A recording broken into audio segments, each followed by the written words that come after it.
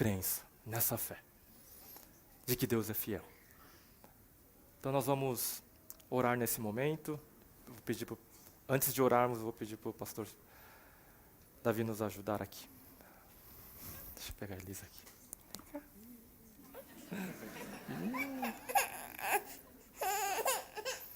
Não chora, não chora, não chora, não chora, não chora.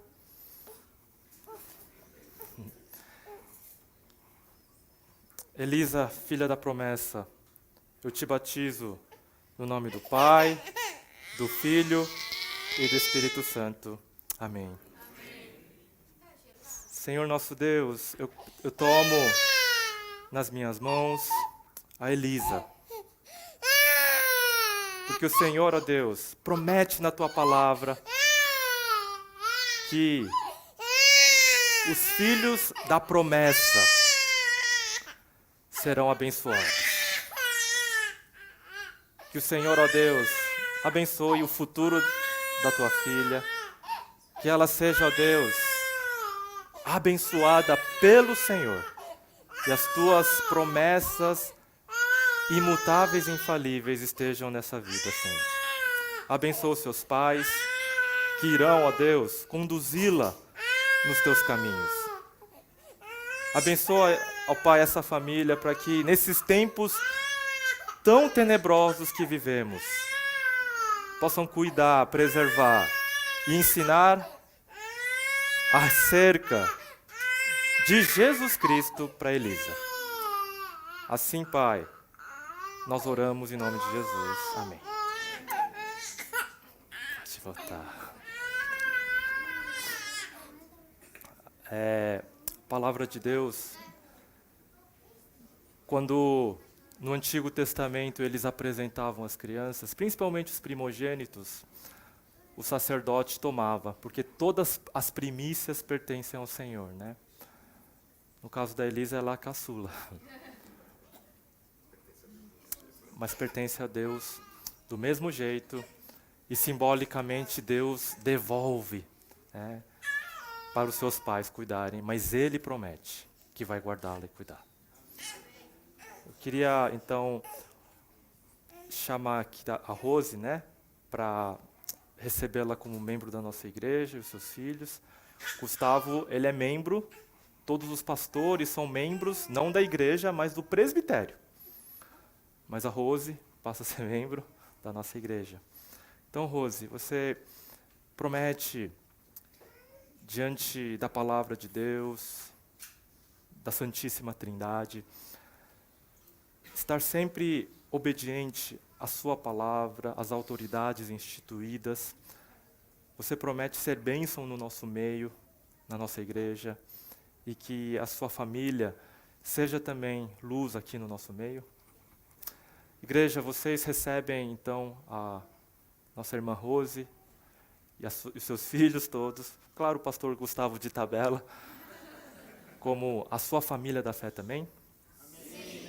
Amém. Então Deus abençoe. Vamos orar mais uma vez? Pastor Davi, por favor.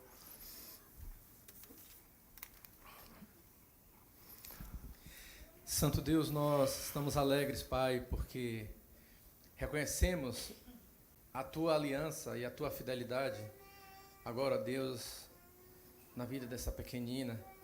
E pedimos, ó Pai, que o Senhor continue abençoando os seus pais, para que eles continuem o trabalho de ensinar, Deus, de caminhar com ela, de orar por ela, de andar nos caminhos do Senhor, ó Pai, para que ela também cresça, vendo, ó Deus, os Teus milagres, as Tuas bênçãos a cada dia neste lar. Amém. Pedimos ao Senhor que Tu abençoe o reverendo Gustavo, ó Pai, e que, ó Deus, no seu trabalho, no seu ministério, o Senhor seja sempre o alvo.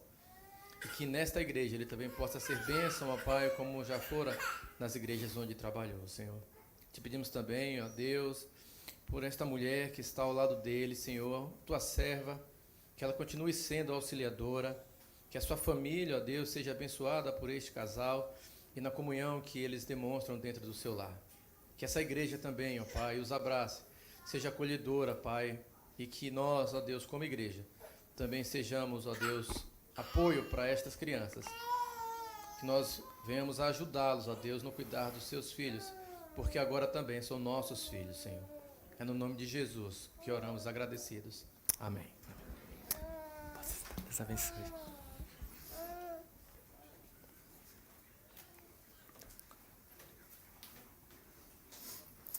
Nesse momento as crianças vão subir então, para ter o momento da palavra, adequado à sua linguagem. Nós vamos abrir a palavra de Deus em Lucas capítulo 2, Evangelho de Lucas, no capítulo 2.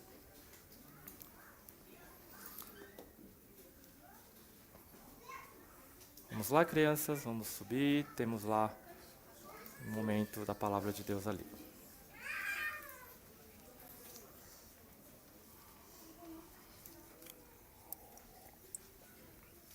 Lucas capítulo 2, nós leremos juntos aqui a palavra de Deus até o versículo 20, de 1 a 20. Eu peço que acompanhe a leitura. Palavra de Deus que está escrito em Lucas capítulo 2. Diz assim: Naqueles dias foi publicado um decreto de César Augusto, convocando toda a população do império para recensear-se. O primeiro recenseamento, foi feito quando Quirino era governador da Síria. Todos iam alistar-se, cada um à sua própria cidade. José, quando saiu da Galiléia, da cidade de Nazaré, foi para a Judéia, até a cidade de Davi, chamada Belém, por ser ele da casa da família de Davi, a fim de alistar-se com Maria, sua esposa, que estava grávida. E aconteceu que, estando eles ali, chegou o tempo de ela ter a criança. Então Maria deu à luz a seu filho primogênito, enfaixou o menino e o deixou numa manjedoura, porque não havia lugar para eles na hospedaria. Havia naquela mesma região pastores que viviam nos campos e guardavam os seus rebanhos durante as vigílias da noite. E um anjo do Senhor desceu aonde eles estavam, e a glória do Senhor brilhou ao redor deles, e ficaram tomados de grande temor. O anjo, porém, lhes disse: Não tenham medo, estou aqui para lhes trazer boa nova de grande alegria, que será para todo o povo. É que hoje, na cidade de Davi, lhes nasceu o Salvador, que é Cristo o Senhor. Isto servirá a vocês de sinal. Vocês encontrarão uma criança envolta em faixas e deitada em manjedoura. E de repente apareceu com o anjo uma multidão do exército celestial, louvando a Deus e dizendo: Glória a Deus nas maiores alturas e paz na terra entre os homens a quem ele quer bem. Quando os anjos se afastaram deles, voltaram para o céu. Os pastores disseram uns aos outros: Vamos até Belém e vejamos os acontecimentos que o Senhor nos deu a conhecer. Foram depressa, encontraram Maria e José e a criança deitada na manjedoura, e vendo isso, divulgaram o que lhes tinha sido dito a respeito deste menino. Todos os que ouviram se admiraram das coisas relatadas pelos pastores. Maria, porém, guardava todas essas palavras, meditando-as no coração. E os pastores voltaram, glorificando e louvando a Deus por tudo o que tinham ouvido e visto, como lhes tinha sido anunciado. Amém. Oremos mais uma vez. Senhor, obrigado, Deus. Abençoa, Deus, a leitura da Tua palavra. E também, nesse momento, a pregação, a exposição da mesma. Senhor, nós, nesse momento, queremos também interceder por uma vida. Nós queremos orar pela Dona Antônia, tia da Thaís, que teve um princípio de ataque cardíaco. Ó Senhor, que o Senhor preserve a Tua filha. E nesse momento, ó Deus, de atenção, que os médicos sejam usados pelo Senhor. Pedimos a tua bênção sobre cada um de nós aqui, cada família. Pedimos que o Senhor, ó Deus, nos preserve do mal, das divisões, das fofocas e falatórios que tentam, ó Deus, destruir, desunir e separar. Ajuda-nos a sermos uma igreja unida. Ajuda-nos, ó Deus, a sermos submissos à tua palavra. E ajuda-nos, ó Deus, a termos a perspectiva celestial. Olharmos e interpretarmos a realidade de acordo com a luz sobrenatural de Jesus Cristo, que ilumina os nossos pés e os nossos caminhos, em nome de Jesus. Amém.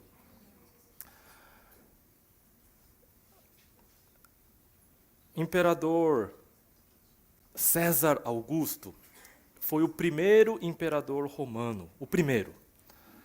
Ele é sobrinho-neto do ditador Júlio César. Júlio César era um grande general que tomou o poder à força, e o Senado, por essa disputa de poder, acabou então armando uma cilada contra Júlio César, matou Júlio César, da onde supostamente tem aquela frase: até tu, Brutus, porque Brutus era o filho adotivo de Júlio César. Mas esse imperador deixa lá um testamento, e nesse testamento ele deixava o trono para seu sobrinho neto, César Augusto.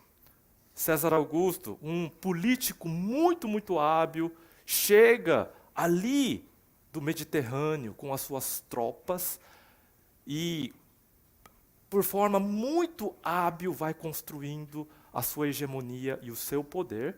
Isso 40 anos antes do nascimento do Senhor Jesus.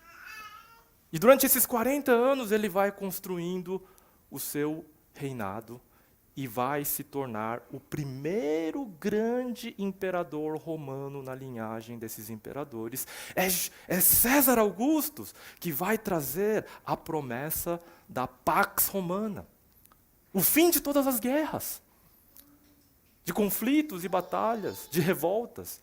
E de fato ele havia conseguido fazer isso.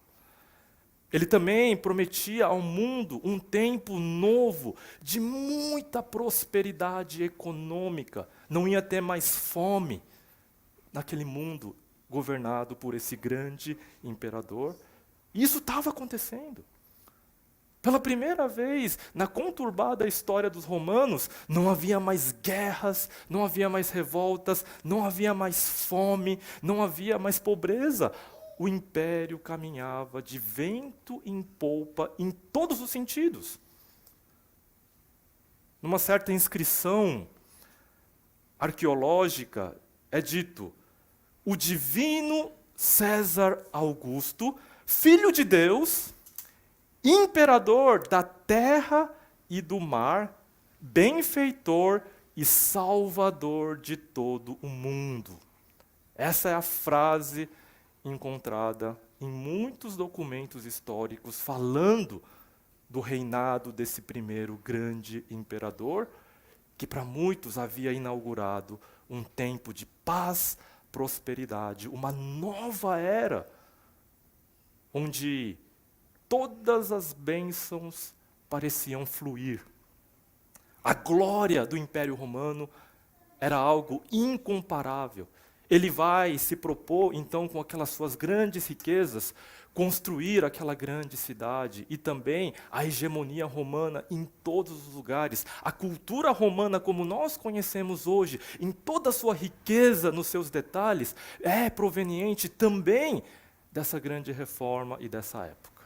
Era algo glorioso e suntuoso. Com certeza, se a cidadania romana custava um tanto antes de César Augusto, depois de César Augusto, para você obter a cidadania romana, com certeza custava pelo menos 10 vezes mais. Talvez foi esse o preço que o pai do apóstolo Paulo teve que pagar para conseguir essa cidadania. Era algo agora muito valorizado, era algo suntuoso e glorioso. Essa é a glória de Roma, que se estabelecia como um dos maiores impérios do planeta Terra. Era algo realmente glorioso. Assim, também, nós temos no nascimento de Jesus uma contraposição a essa glória toda. As minhas palavras aqui, tentando descrever um pouco a glória do Império Romano, são inadequadas. Mas serão ainda mais inadequadas as minhas palavras tentando descrever a glória do nascimento de Jesus, que é proposto pelo texto bíblico aqui, de Lucas capítulo 2. Jesus vem como esse Rei da Glória. E ele é apresentado como o verdadeiro Rei glorioso, que vem trazer a verdadeira paz, a verdadeira bênção, a verdadeira cultura. É Ele que vem trazer a verdadeira vida. É a glória de Cristo que vai invadir a terra no nascimento do nosso Senhor Jesus Cristo. É a glória do Deus vivo penetrando na encarnação essa realidade. Há duas glórias nesse mundo, tentando disputar os nossos corações. Existe a glória desse mundo, suntuoso, magnífico, cheio de prazeres, cheio de artigos de luxo, cheio de coisas maravilhosas, criadas pelo homem. Você visita cidades, projetos arquitetônicos, certos tipos de cultura, aquela cultura francesa da etiqueta de mesa, que tem 9 garfos ou 7 garfos, não sei direito, onde você vai fazendo tudo isso. A glória dos artigos de luxo, dos automóveis de luxo, tudo isso é glorioso. E tenta, sim, capturar os nossos corações. E o cristão vive também nessa luta constante em não se deixar se encantar por essa glória, pela glória desse mundo, e olhar para a glória de Cristo e ter essa glória preenchendo o seu coração, satisfazendo o seu coração, sendo isso tudo para nós que temos em Jesus Cristo o nosso Senhor da glória. A glória desse mundo, ela é muito visual. Quando você vai nos shopping centers, é tudo uma questão de visual. Tudo visual. As vitrines. Estima-se que, dependendo da vitrine, já pensou você investir 50 mil reais para fazer uma vitrine? E pessoas estão dispostas a gastar muito mais que isso para capturar o olhar, a atenção das pessoas. E foi assim que Adão e Eva caíram quando olharam para o fruto, e aquele fruto agradava a sua vista. Foi assim que, na época de Noé, as pessoas, os filhos de Deus caíram, porque as filhas dos homens eram-lhes agradáveis à vista.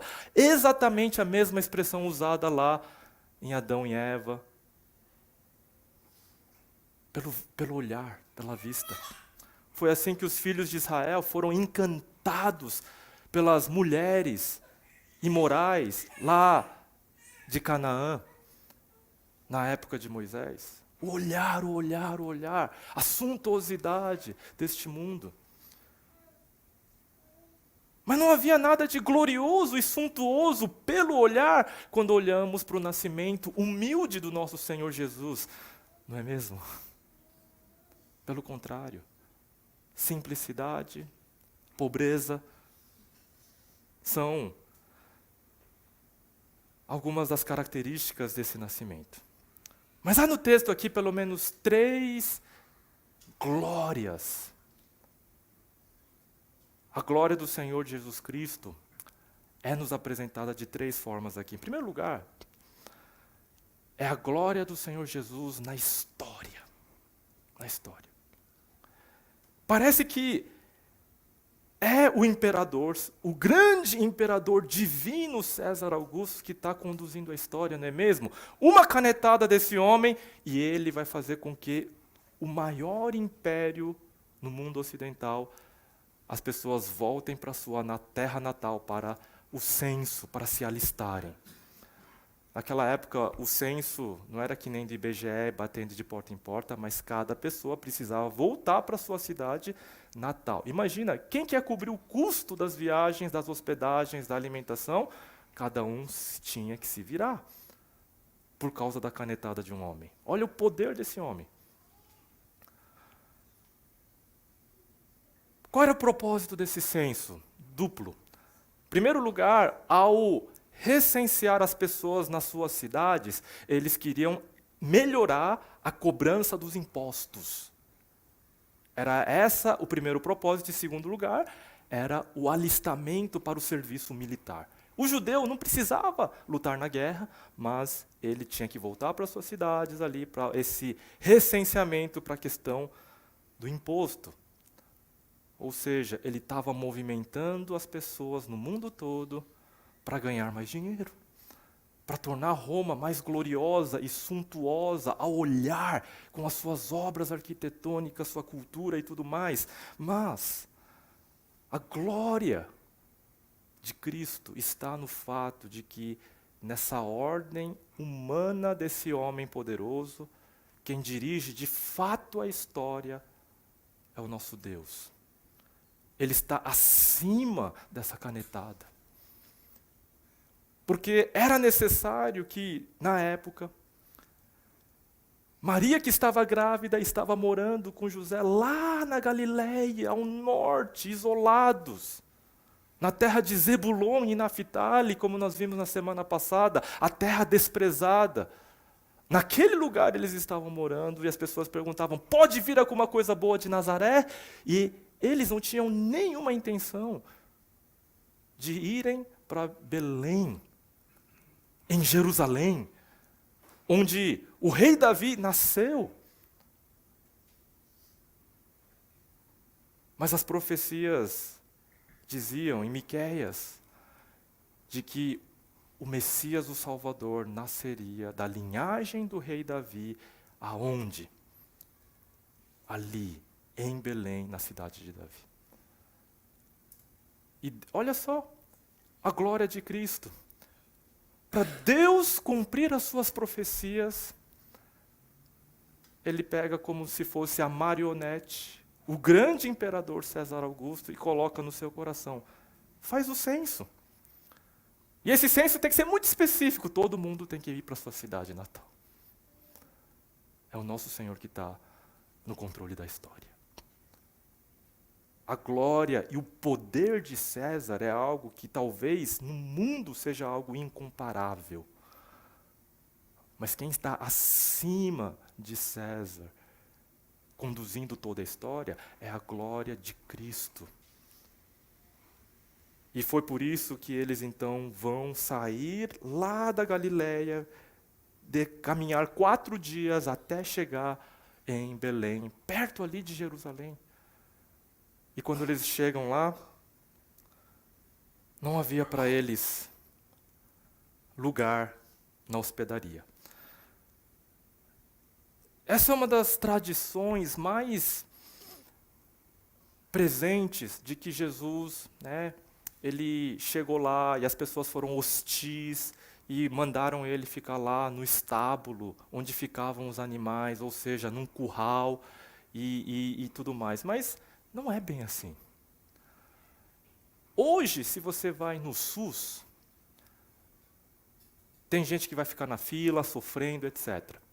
Mas até no SUS, você pode pegar um dos piores hospitais do SUS. E se chegar uma grávida lá com dores de parto, ela vai ter a prioridade, vai ter todo o tratamento mais humanitário possível. Agora imagina o cenário.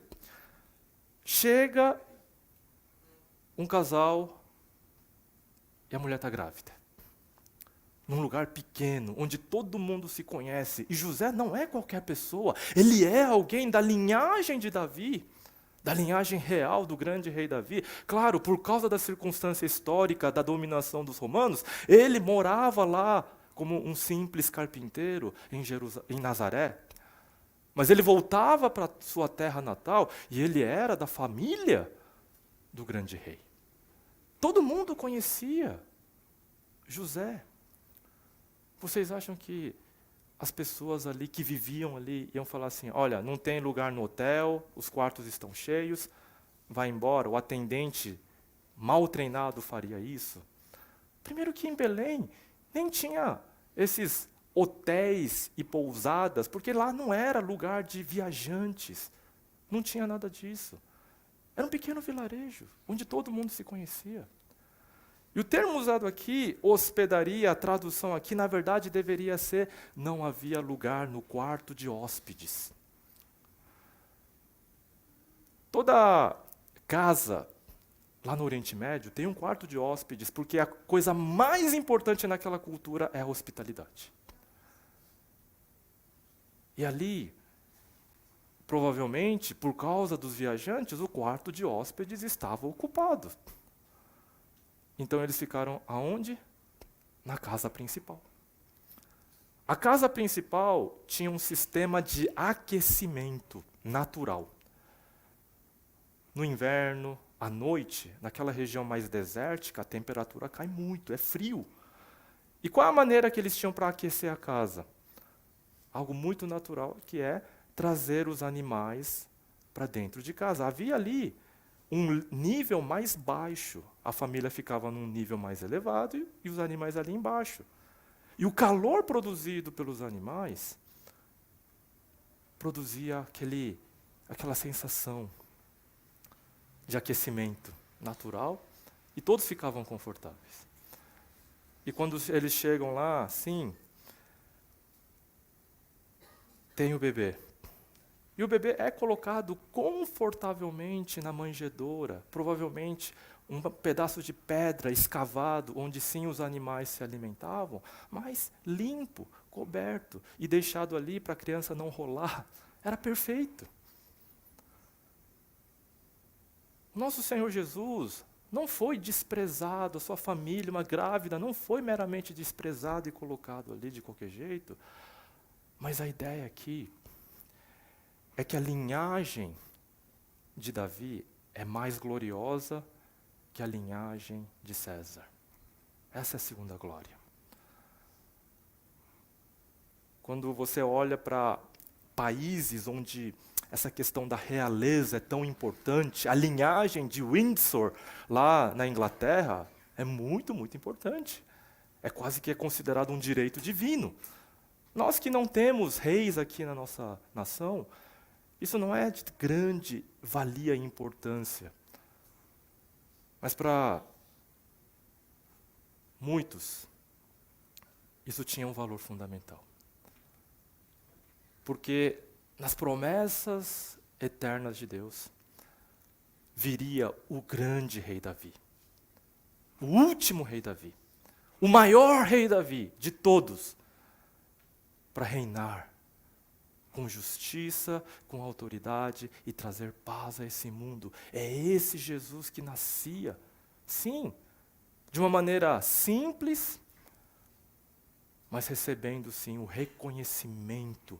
E essa é a intenção do texto, dizer aqui, ele foi levado para Belém, ele é da casa de Davi. Esse termo casa de Davi é citado 2 vezes aqui no texto para dizer sim, a linhagem de Davi é muito mais gloriosa do que a linhagem de César. Porque os tais reis divinos romanos não eram divinos coisa nenhuma.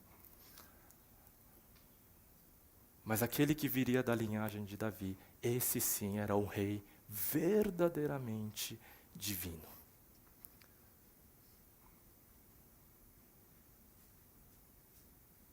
Nessas monarquias modernas existem hierarquias. Existem monarquias menores, como a da Grécia, como a da Holanda, mas monarquias mais suntuosas, que estão acima em seu poderio e riqueza. E a intenção do autor em dizer assim, a monarquia e a linhagem da casa de César, ela é inferior nessa hierarquia à linhagem do rei Davi. Essa é a intenção do texto. E como isso se aplica a nós? Sabe quando você tem um povo mais orgulhoso, nariz empinado, como os ingleses e outros que, por terem esse grande rei, a grande rainha, etc., enchem o peito de orgulho? Se tem um povo que pode se orgulhar de servir um rei justo, perfeito, é o povo de Deus. Nós somos seus súditos. Nós somos seus súditos. Todos os reis, príncipes, são esperados deles, sim, que eles tenham seus privilégios, o seu poder, mas que um grande sacrifício seja feito da parte deles para que possam governar. Não é as suas vontades pessoais que devem imperar como déspotas e ditadores, mas para o bem do povo, eles devem se sacrificar. É isso que é esperado de cada grande rei. E se tem um rei que se sacrificou naquela cruz, pelo seu povo, para o bem do seu povo, para a bênção do seu povo, para a salvação do seu povo, foi esse rei legítimo, o rei Jesus. É esse rei Jesus que veio para reinar, e nós, com todo orgulho, podemos encher a nossa boca para dizer que nós somos os súditos desse rei glorioso. Os reis da terra buscam agradar os nobres, os poderosos, porque fazendo isso eles vão ter mais poder e se manter no poder. Mas a glória de Cristo está justamente em não fazer isso. Em não fazer isso. Em terceiro lugar, a glória de Cristo está no fato de que os primeiros a ouvirem que Jesus nasceu foram os simples pastores que estavam ali no deserto. Os pastores eram considerados os mais baixos ali na sociedade. Eles eram tão pobres que eles precisavam ganhar salário para trabalhar para os outros, para cuidar dos animais dos outros. E eles, por lidarem com os animais, arrancando carrapatos, lidando ali com esses animais e a sujeira do dia a dia, eles até eram considerados assim um pouco impuros pela maioria. Havia, assim, esse preconceito. Eles eram ali como se fossem os lixeiros e os garis hoje em dia. Quem é que vai chegar e vai apertar a mão e dar um abraço num gari que trabalhou horas e horas recolhendo lixo, já absorvendo no seu corpo o cheiro daquela sujeira toda, não é mesmo? É natural que as pessoas tenham um pouco de repulsa. E assim era a condição dos pastores ali naquela sociedade. E Deus escolhe se revelar para os pequeninos. Um anjo aparece, e a palavra glória aqui é usada diversas vezes. Na noite silenciosa, a glória de Deus brilha naquele lugar. Um anjo vem falar a ele do nascimento de Jesus.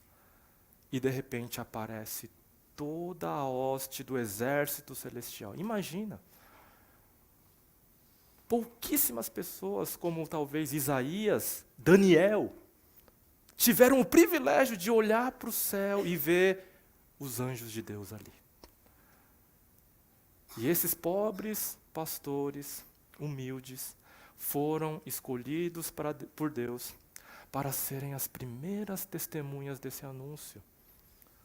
O rei Jesus não vai puxar o saco dos governantes poderosos, dos detentores das riquezas e do poder para se manter no poder, mas o rei Jesus é um rei que realmente se importa, tanto com o rico quanto com o pobre.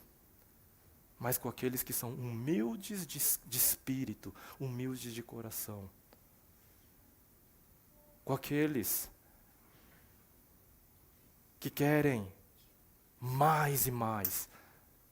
Não se satisfazem com a glória desse mundo, com os encantos dos produtos de luxo, da suntuosidade dos prédios e da cultura, mas se satisfaz com a glória do Cordeiro que veio ao mundo. Aí está a glória. Por que a princesa Diana é tão amada? Porque sem fingimento, de uma forma muito natural, ela se abaixava para abraçar um órfão africano. Colocava lá aquelas roupas para conscientizar as pessoas das minas terrestres, etc. Era um tipo de nobreza diferente. Mas por trás desses atos de graça comum, de sanidade, de obviedade, está a boa mão do nosso Deus conduzindo. Porque o verdadeiro Rei Jesus, que veio na noite de Natal, anunciado por anjos, revelado a pobres pastores, da linhagem de Davi, muito superior em glória ao grande César Augusto. Esse é o Rei Jesus que nós servimos, e esse é o verdadeiro sentido do Natal. Nós só podemos admirá-lo. Nós só podemos amá-lo. Essa verdade tem que encher os nossos corações, os nossos olhos de lágrima. Porque é esse Rei Jesus que veio nesse mundo para sofrer por nós, pecadores, para sermos adotados à sua família real, para sermos seus súditos, para vivermos com Ele por toda a eternidade. É isso que nós devemos celebrar. É nesse espírito que devemos trocar presentes, é nesse espírito que devemos participar das confraternizações de fim de ano, é nesse espírito que devemos, assim como os pastores, divulgar a mensagem de que Jesus nasceu. É tempo de arrependimento, é tempo de humildade, de voltarmos para esse Rei Jesus, digno de toda a nossa admiração, de todo o nosso amor, por quem Ele realmente é. Que nesse Natal, eu e vocês possamos olhar para esse Cristo, soberano, acima de tudo, mas ao mesmo tempo, que se importa com a simples oração de uma criança, de pessoas pequenas e insignificantes como nós, e nos faz seus súditos, para vivermos com Ele por toda a eternidade. Que a gratidão, a esperança e o anúncio dessa boa notícia seja o verdadeiro espírito do Natal. Oremos. Senhor, muito obrigado, Deus, por essa mensagem bendita. Glória a Deus nas maiores alturas e paz na terra entre os homens a quem Ele quer bem. Que a verdadeira paz, não a pax romana, mas a paz eterna e duradoura que Cristo traz, possa habitar nossos corações e mentes. Ajuda-nos, ó Senhor, a te servirmos. Ajuda-nos a sermos teus súditos, benditos e abençoados. Essa é a nossa oração, no nome santo de Jesus. Amém. Vamos orar? Vamos cantar? Já oramos, vamos cantar e depois oramos de novo. Vamos louvar ao nosso Deus, cantando este hino, celebrando o nosso Senhor, Jesus Cristo. Não? Perdão.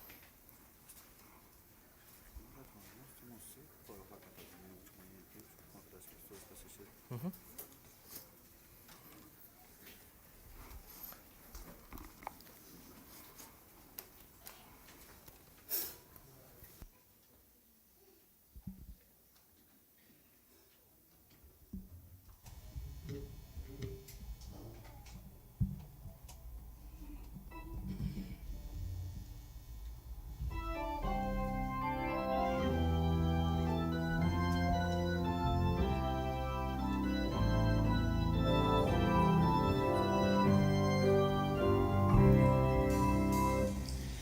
que um anjo proclamou o primeiro Natal aos pobres pastores ao pé de Belém, e nos campos aguardar seu rebanho afinal suportava uma noite e o frio também.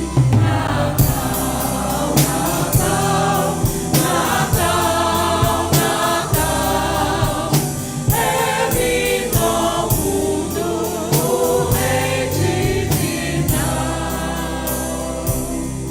De repente lá no céu, linda estrela surgiu, e no oriente brilhou com estranho fulgor, e na terra fonte luz, e do céu lhe caiu muitas noites ainda em fulgente esplendor.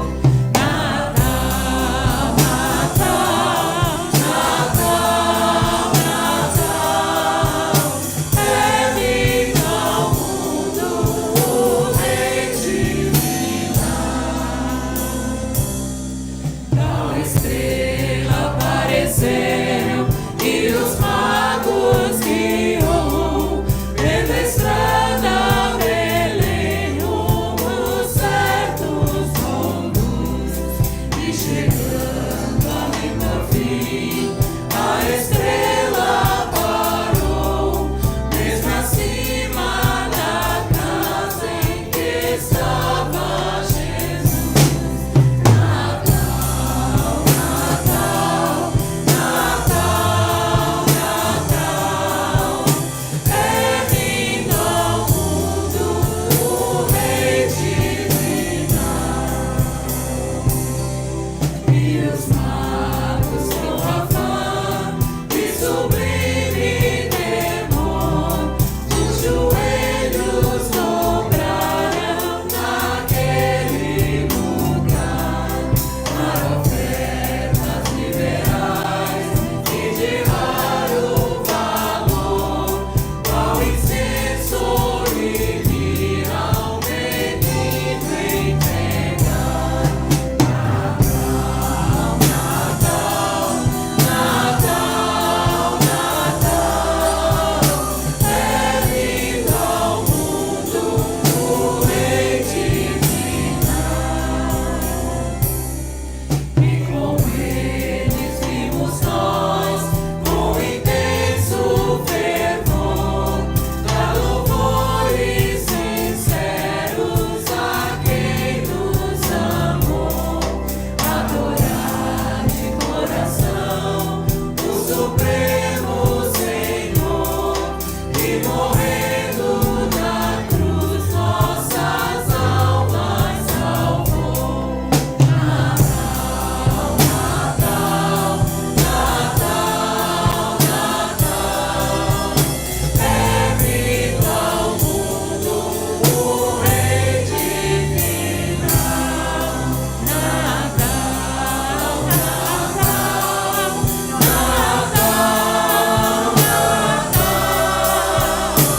é vindo ao mundo o Rei divino.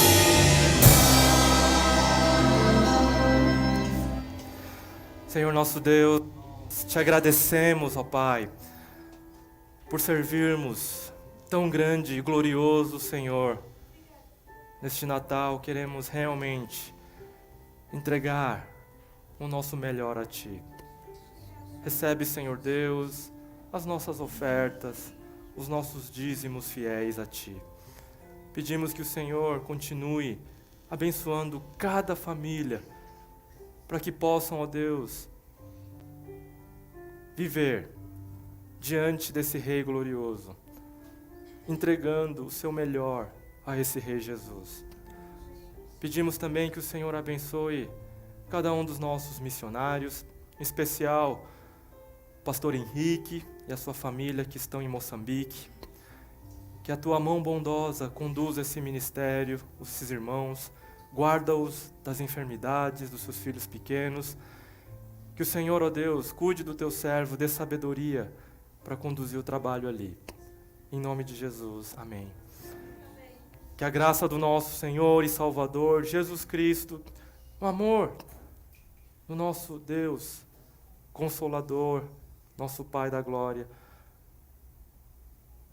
presença, comunhão do Espírito Santo esteja com cada um que tem a glória do Senhor Jesus, como a glória que satisfaz os seus corações, que não se satisfaz com a glória deste mundo, mas busca a presença de Deus até se completar naquele dia bendito, onde estaremos com Ele por toda a eternidade. Amém e amém. Pode se sentar.